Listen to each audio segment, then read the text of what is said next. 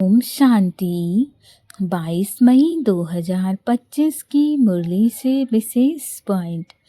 पहला पॉइंट है, मीठे बच्चे, तुम इन आँखों से जो कुछ देखते हो यह सब पुरानी दुनिया की सामग्री है। यह सब समाप्त होनी है, इसीलिए इस दुख धाम को बुद्धि से भूल जाना है। अर्थात इस संसार में हमें जो कुछ दिखाई दे रहा है वो सब एक दिन विनाश हो जाना है, समाप्त हो जाना है।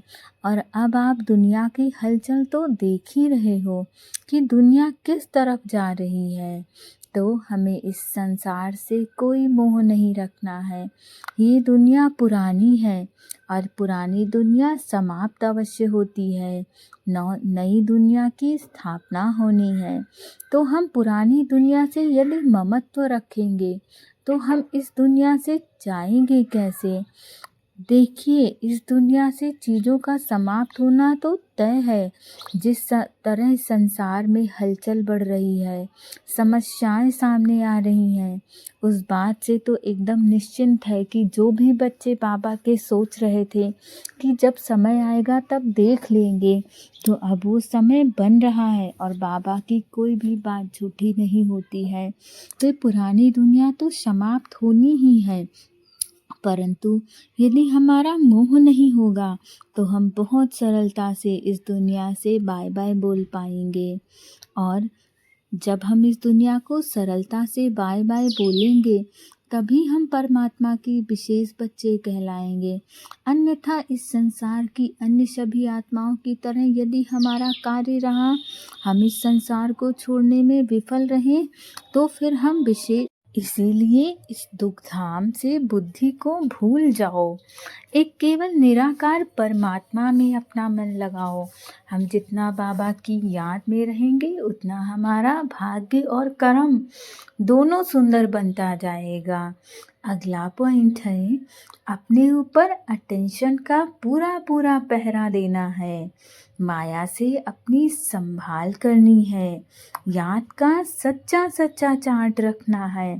अर्थात अपनी हमें भरपूर चेकिंग करनी है कि हम क्या बोलते हैं, कितना बोलते हैं, किससे बोलते हैं, क्या हमारे कार्य, हमारे बोल श्रीमत के अनुरूप होते हैं या नहीं होते हैं। हमें इन सब की चेकिंग अवश्य करनी है, क्योंकि हम विशेष आत्माएं हैं। हम व्यर्थ बातें नहीं कर सकते हैं। यदि हम व्यर्थ कर रहे हैं तो हम भी साधारण बन गए, और अब तो बाबा हमें यहाँ विशेष बनाने आया है। तो यदि मौका मिला है अपना भाग्य सुंदर बनाने का, अपने आप को ऊंचा करने का, तो अवश्य अपने आप को ऊंचा कीजिए बाबा का ज्ञान धारण करके, और माया से अपनी संभाल करिए। जब हम बाबा की याद में रहते हैं, अपने ऊपर अटेंशन रखते हैं, तो हम माया के प्रहार से भी बहुत सरलता से बच जाते हैं। और बार बार चेक करनी है कि हम कितने समय तक परमात्मा को याद कर पाते हैं। कहीं हम अपना कीमती समय यहाँ वहाँ की व्यर्थ की बातों में तो ज़ाया नहीं करते हैं, और यदि ज़ाया करते हैं तो उसे समाप्त करना होगा। अपना कीमती समय परमात्मा की याद में लगाना होगा।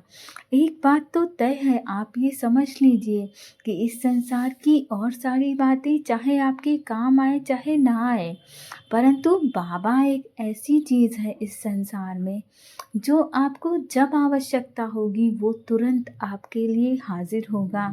तो मुझे नहीं लगता है कि हमें अपना कीमती समय अन्य बातों में लगाना चाहिए।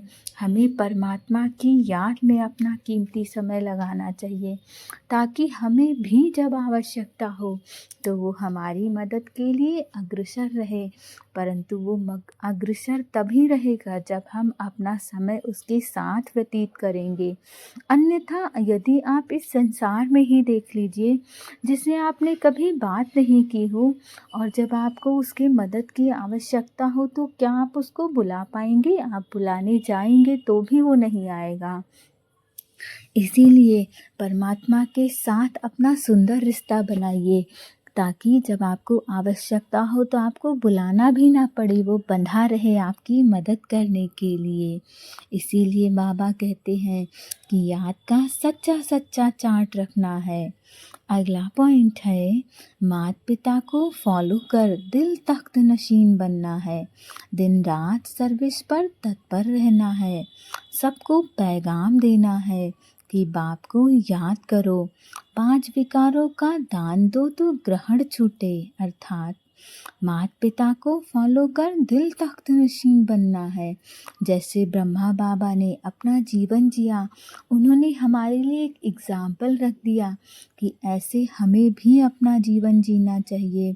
इसी तरह हमें फॉलो करना है उनको। दिन रात हमें बाबा की सेवा में लगा रहना चाहिए। सोचना चाहिए कि हम किस तरह से सर्विस कर सकते हैं।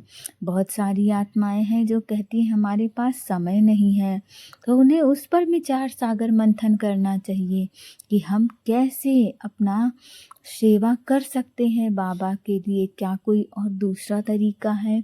जो आत्माएं कहती हैं हमारे पास पैसा नहीं है, उन्हें भी विचार सागर मंथन करना चाहिए। और जब आप विचार सागर मंथन करते हो तो आपको नए नए तरीके अपने आप मिल जाते हैं, ताकि आप बाबा की सर्विस कर पाओ और अपना भाग्य सुंदर बना पाओ।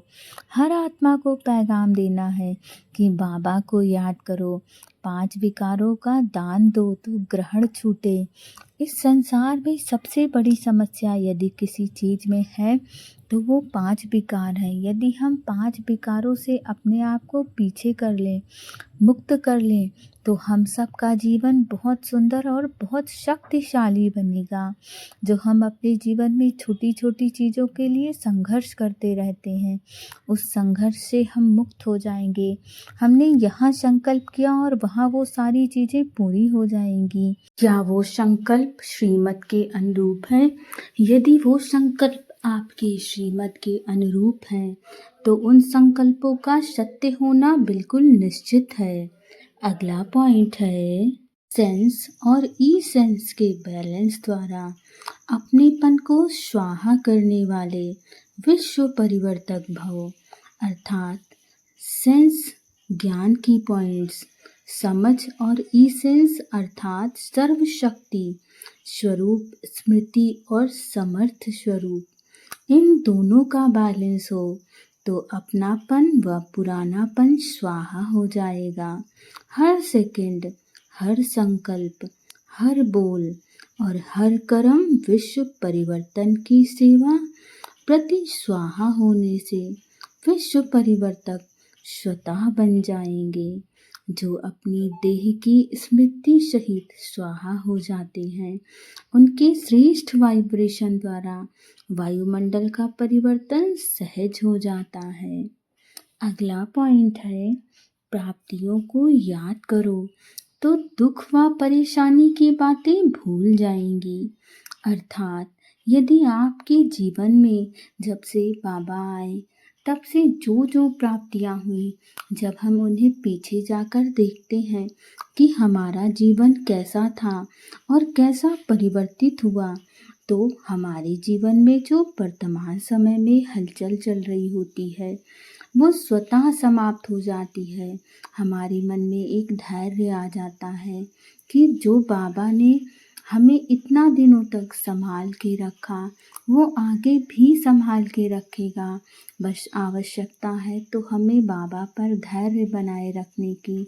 जब हम बाबा पर धैर्य बना के रखते हैं और अपने जीवन की प्राप्तियों को याद करते हैं तो हमारे जीवन की दुख व परेशानी की बातें भूल जाती हैं। हमारे मन में विश्वास हो जाता है कि अभी तक बाबा ने हमें कितना ज़्यादा संभाल के रखा है, तो आगे भी वो हमारे जीवन के सभी दुख तकलीफ और समस्याओं को संभाल लेगा। हमें ज़्यादा चिंता करने की आवश्यकता ही नहीं है।